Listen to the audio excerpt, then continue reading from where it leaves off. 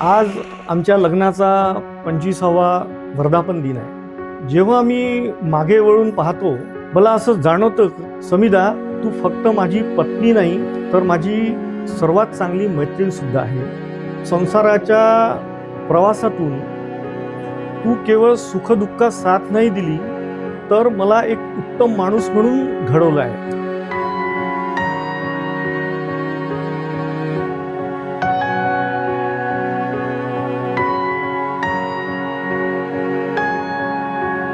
आजच्या विशेष दिवशी मी फक्त एकच वचन देऊ शकतो की जसा आजपर्यंत आपण हा प्रवास आनंदाने केला तसाच तो आयुष्यभर आनंदाने आणि प्रेमाने आपण करू, हे माझं वचन आहे तुला।